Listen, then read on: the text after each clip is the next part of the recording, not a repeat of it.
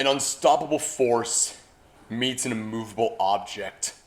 We have seen this time and time again throughout human history, with King Leonidas and his 300 Spartans against the might of the Persian horde, Andre the Giant getting slammed by Hulk Hogan in WrestleMania 3, Marvin Heemeyer's wrath upon his local community, and Gary Plauché doing whatever it took to bring vengeance upon Jeffrey Doucette. So, we all know about this story that men will do almost everything to get what they want. But what a lot of people really do love is a great escape story. But during a time period when the two huge superpowers were going through the biggest staring contest, one man was determined to escape one of the most highly secured and oppressed regions of Europe.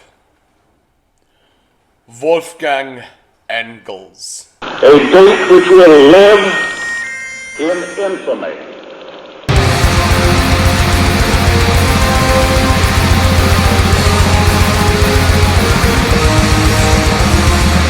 Hey everybody, this is Atticus the Death Miller, and welcome to another episode of the Death Metal Historian, aka the bootleg version of Absolute Madlands. And on this episode, we're going to be talking about the tale of Wolfgang Engels and his insane escape.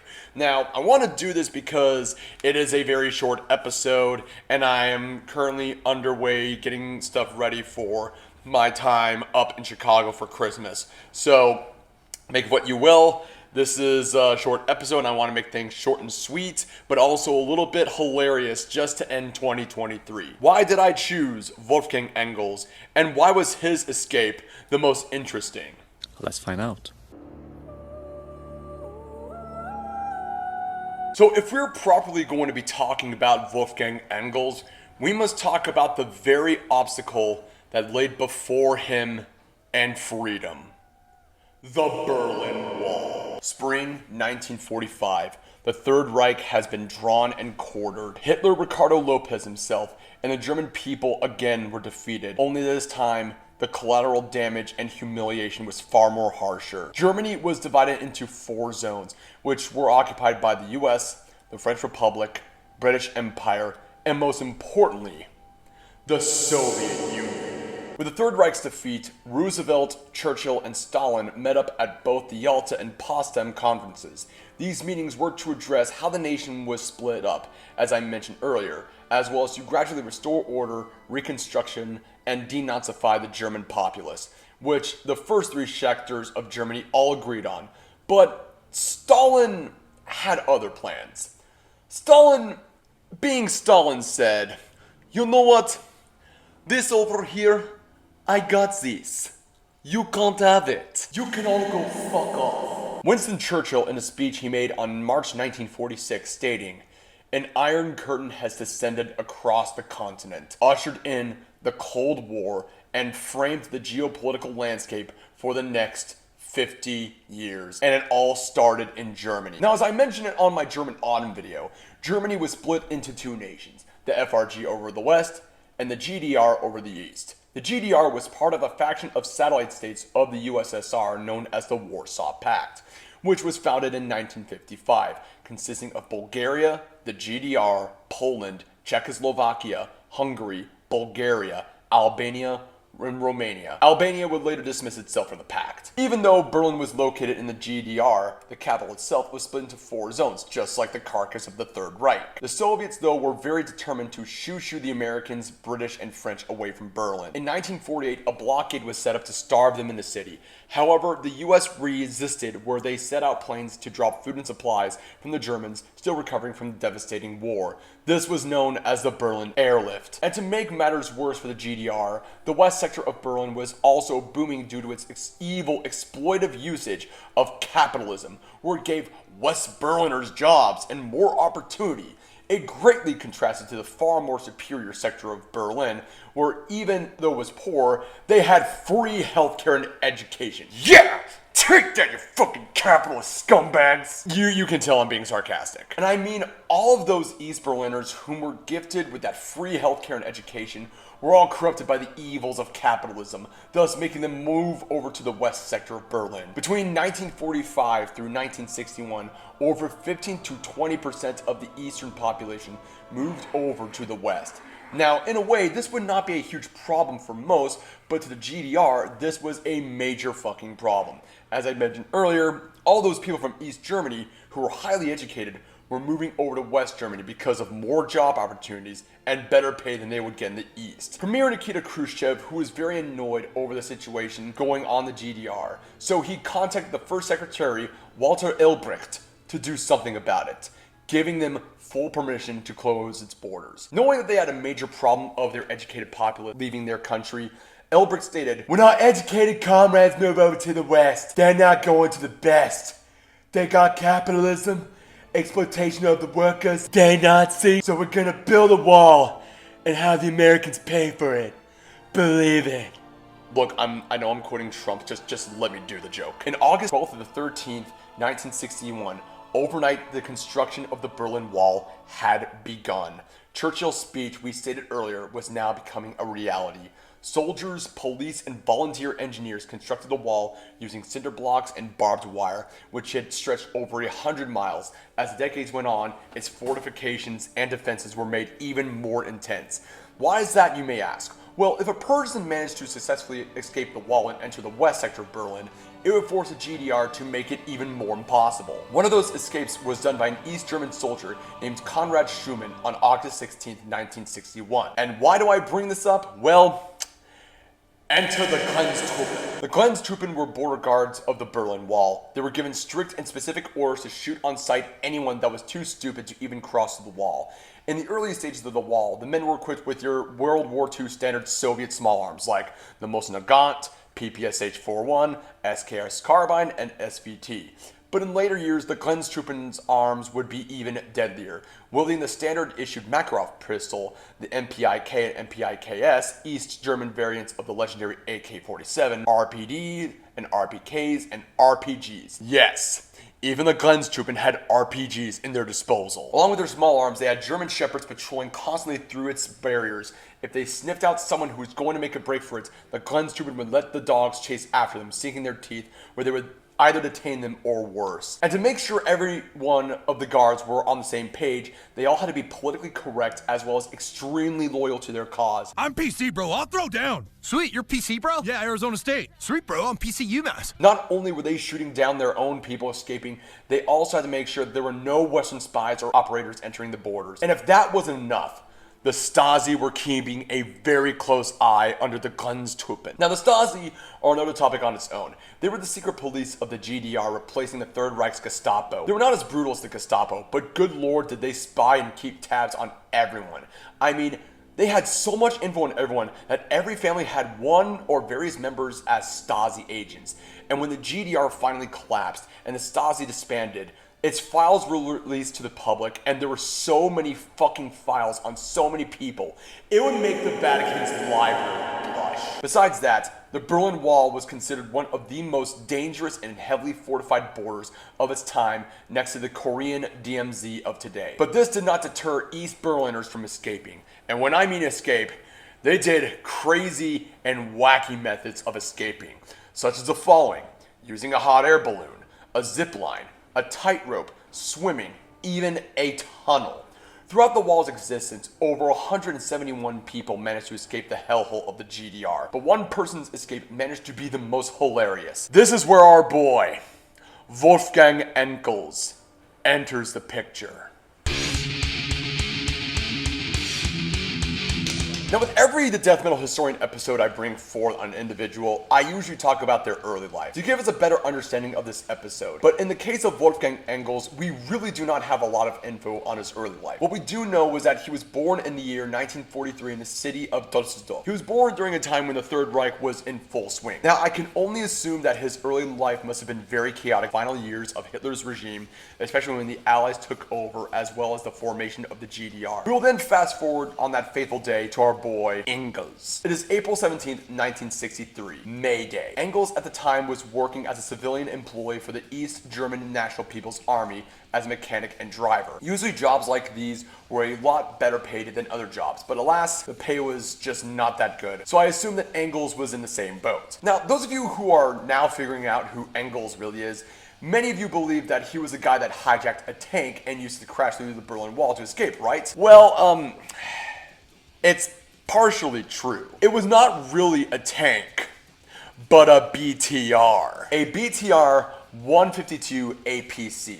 It wasn't a tank, but good God, it was a heavily armored vehicle. Engels saw that the rest of his men were on their lunch break eating bratwurst and sauerkraut, and said to himself, "It's now or never." He YOLO'd himself into the driver's seat, stealing the BTR 152, driving it through the streets of East Berlin. Stop! Stop! Stop! Please let me go! Please let me go first! I'm doing something! The police were used to seeing military vehicles and stopped traffic at intersections to allow him to cross. Perks of being in the military, I guess. Along this route, he saw a group of young people and stopped to offer them a ride. Come with me if you want to live. "I'm going to the west. Does anyone want to go?" But they declined his offer. With that out of the way, Engels slammed his foot on the gas pedal. Alright, chums up. Ready, guys? Let's do this. Leroy Jenkins! Oh my God, he just ran in. Engels crashed his BTR 152 in the fucking wall. Again, he crashed his BTR 152 full force through the fucking wall, where there was barbed wire, tank barriers, landmines, and Glenstruppen given strict orders to shoot to kill anyone making an escape. As he made contact, the APC did not fully go through the wall like the Kool-Aid Man. Oh yeah! Having been stuck halfway out the fortified border, the Glenstruppen were all, what the fuck, to see a fucking APC crash full contact on the fucking Berlin Wall, where they would probably see the crazy Engels exiting the APC in a frantic Houdini fashion, wondering what kind of good shit he was on before coming to the reality that this dude is defecting. Thus, our boy Engels was shot twice.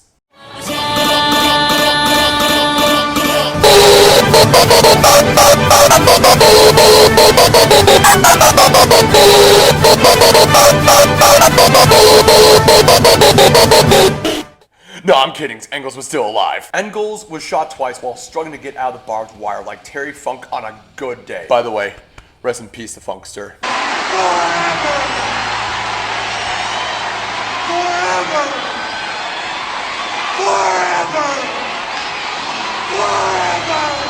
He was finally pushed to safety by West Berliners, with a passing West German policeman retaliating by opening fire on an East German border guards shooting at Engels. He was then taken to a nearby bar and laid on the table. As he recovered from concussions, he saw the tables on the liquor bottles and then knew that he made a successful escape. Engels was rushed to a West Berlin hospital where he underwent surgery for his wounds, performed by a surgeon who coincidentally was at the same hospital being treated for his broken leg.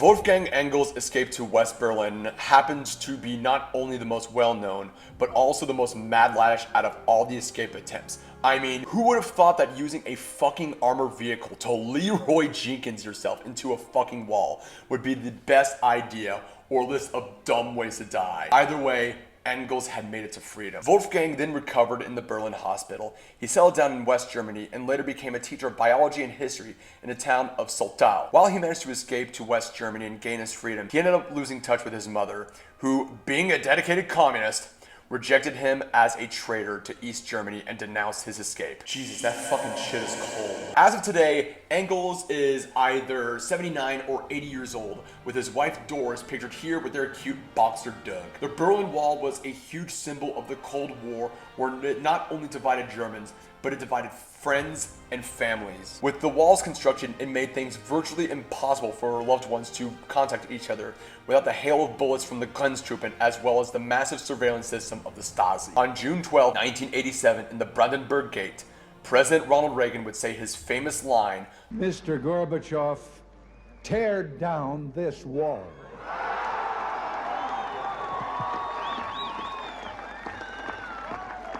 Two years later, on November 10th, 1989, Reagan's words would soon become a reality, where the GDR were making immediate changes through all the checkpoints at the infamous Berlin Wall. Today it was possible to have a dialogue. Your government seems to be changing every day. Where do you think it's going? That's the government's problem, he says, not mine. where literally both West and East Berliners began to tear down the wall. The Glenstruppen would later be disbanded, and October 3rd, 1990, the GDR was no more, reuniting with Germany to make a whole Germany. The Berlin Wall was infamous for how it literally divided people, literally, physically, and ideologically, but it did not deter 171 people to make efforts to escape the Iron Curtain where it had them in harm's way, even if it was some mad engineer that probably wanted to be on time with his West Berlin booty call. Do you think about it much? Only if I answer journalists. So, what you guys think about this episode? Did you like this video? Did you dislike this video? Have you ever lived in Berlin during the time of the Cold War? Let me know how crazy it was. And let me know what other episodes you want me to cover next year for the Death Metal Historian on the comments below.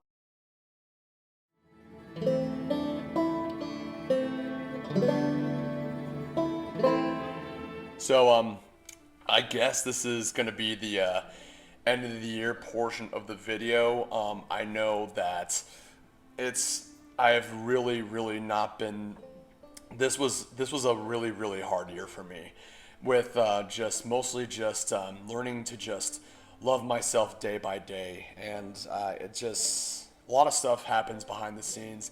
I think I mentioned it on my Repsion video, but the next year I may plan on talking about it. But aside from all the hardships that I went through this year, a lot of good stuff happens, and I will say a lot of good stuff happened while I was going through a lot of hard times, financial wise.